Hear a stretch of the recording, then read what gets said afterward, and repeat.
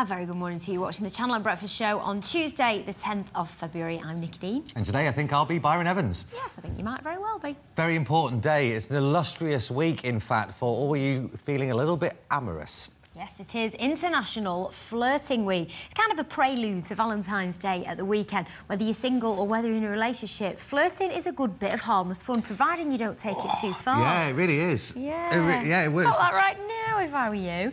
There's some tips today. I went on the International Flirting Week website. Some tips. The best way to do it is to do it in a jovial fashion, not to sniff one's hair. That ain't never going to work. Try and make her or him laugh. Perhaps add some humour. Fluttering eyelashes doesn't work either, Byron. Look into my eyes, directly into my eyes. Not to the left of my eyes, right into my eyes. Staring is never good. However, maintaining eye contact for just a split second too far is always good, because it shows that you're interested and then kind of teases them when you turn away at the crucial moment. Well, I'll tell you why I gave you my 1,000-yard stare, is because, according to a survey out, and this is a research right across the board, you can imagine the scientific element that went into this, because apparently, for the ladies, size really does matter, because... Here, brother. Apparently, women prefer men with big pupils. Apparently, it entices the woman to feel like the man is more fertile. Really? Yeah, apparently. Well, they do say, don't they, that when you fancy somebody, your pupils dilate, don't they? So the bigger the pupil, the more attracted you are. Check out the sources here. Or it could just be that you're short on light, because it also happens in a dark room. So there you go. Which, of course, is where I've scored a lot of my trophies, to be fair, over the years. In a dark room. Moving on, before you get yourself in. In a few minutes, the latest sports news and business news. And at 8:45, Dr Minoj there looks at health and fitness. But first, the latest headlines with James Webster. He's got massive pupils.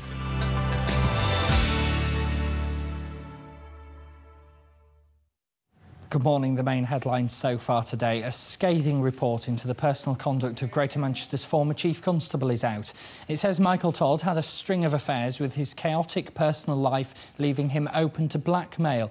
The area's most senior police officer was found dead on a Welsh mountainside last year. But the inquiry has decided his failings didn't affect his ability to run the force. Neil Keeling from the Manchester Evening News has had an exclusive look at the report before anyone else. The Greater Manchester Police Authority, who commissioned the report, have said that the findings raise questions about Mr Todd's integrity and his judgment. They believe that if it had been known that he had had affairs with a number of women, it would have influenced their decision when it came to renewing his contract, and he may well not have had it extended. Well, in a statement, the new Chief Constable, Peter Fahey, has described today's report as a thorough inquiry into important issues and says the force now needs to move on and concentrate on further improving the service we provide to the people of Greater Manchester.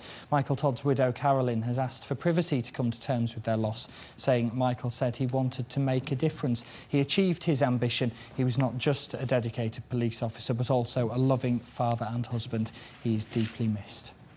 A heartfelt appeal has been made by the mum of a teenager shot dead in Withington last year to try to find his killer. More than a year on, it remains a mystery who killed Louis Braithwaite at a bookies shop. In a betting shop, punters at William Hill Bookmakers on Maldeth Road West in Withington play on fruit machines. The door opens, a gun goes off and people run for cover. The moment Louis Braithwaite from Fallowfield is shot is captured on this security camera. Louis, who was 16, suffered wounds to his abdomen and chest and fought bravely for his life for 12 days until he died a year ago today. It's something that it doesn't go away. No matter, the rest of people get some of their lives, but as a parent, and you've seen your son just die, literally in front of you. Could just imagine him now, as I'm talking about him, just being there in that bed. It's horrible.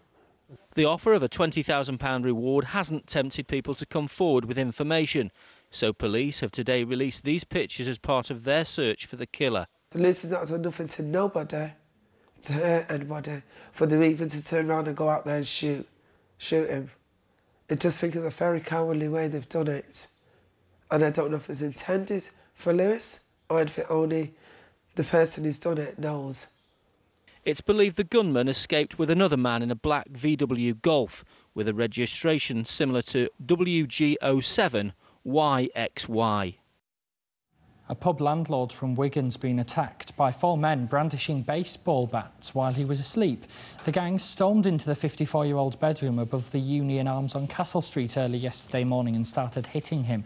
The victim tried to fight them off, but he was pinned to the floor as they demanded cash. They made off with money from the till and the fruit machine before driving off in a silver Vauxhall Vectra. Australia's Prime Minister is promising to rebuild those areas devastated by wildfires brick by brick and school by school. A special police team's been set up to investigate the blazes, which have killed at least 173 people. Some are being treated as arson, and Kevin Rudd has called them murder on a grand scale. Food experts are starting a new campaign to get us to cut the amount of saturated fat we eat. They say we should grill more meat rather than fry it, and also say grating cheese rather than slicing it can also cut your risk of dying from heart disease. It's estimated the changes could stop more than 3,500 premature deaths a year. Researchers say the finest chips in the country are served here in the north of England. 93% of people here reckon ours are the tastiest, with a third of southerners also agreeing. Overall, 6 out of 10 people told a survey they thought chips here are better than those served down south. Well, we'd like to know what you think makes the tastiest chip. Send us a text to 88821. Start your message with the word news, or you can email newsdesk@channelm.co.uk. That's all from me so far this morning. I'll be back with the Channel M lunchtime news at 12 noon. Don't forget Andy Crane's here from 5 o'clock tonight with all the latest from across Greater Manchester. Now let's check the morning sport with Byron and Mike.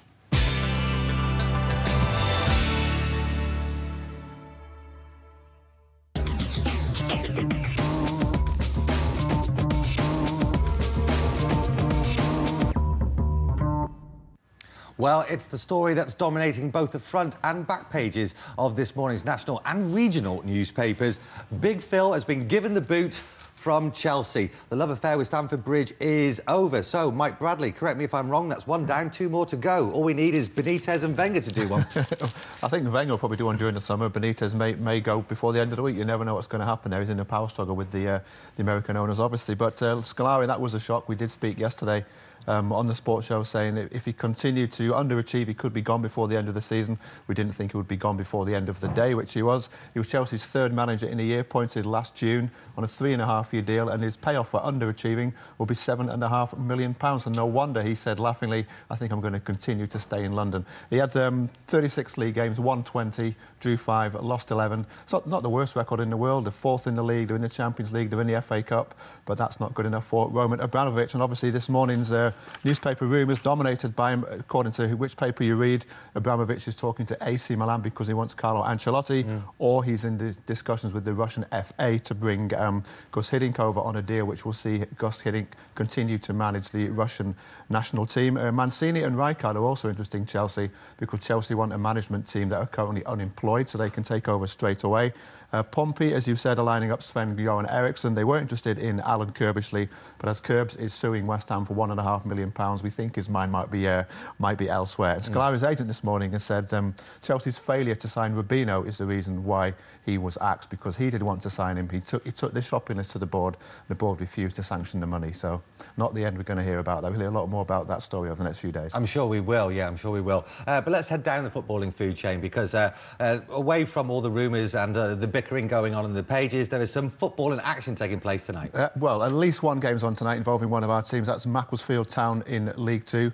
They travel to Exeter. Richard Walker is suspended. He'll miss the game for Exeter. Craig McAllister misses through a thigh injury. Troy Archibald Henville, with the name of the year so far, comes into contention for his debut. Bury's game at Rotherham is subject to a 10:45 pitch inspection, which won't worry Bury. If it's called off, Ben Futcher will be missing anyway through the hamstring. For Rotherham, they'll be without Richie Barker and Stephen Brogan. So a tough trip from Mac, and we won't be too concerned if Bury's game gets called off. No, indeed. And Troy Archibald Henville, that's, like you said, it's the greatest name ever. The greatest name ever. Let's just leave it there. Well, I mean, for a footballer, I think he probably, the team coach, he probably wears a top hat and a monocle or something. Either that or he's dressed like a Roman soldier.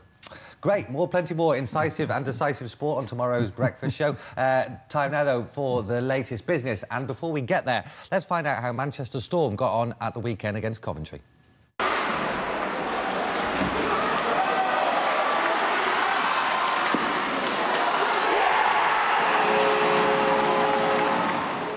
guys played well. Like Adam Walker scored a big goal and for us, and Kyle Bruce and David, and luckily myself. One went in, and overall it was a great game. They're a highly skilled team like us. You know it's going to be a hard-fought game every time. They got a bunch of players that can put the puck in the net like we do. I think we match up pretty well. I think we're a few points behind them in the standings right now, but you never know till the end of the year. It's a nice pick-me-up after the last time we were in Coventry there when we let in a few goals in the last minute. So it shows that the guys, they compete. They didn't give up like maybe people thought we would. They came back again, but we kept at it, kept pushing, and we got the goal in the end.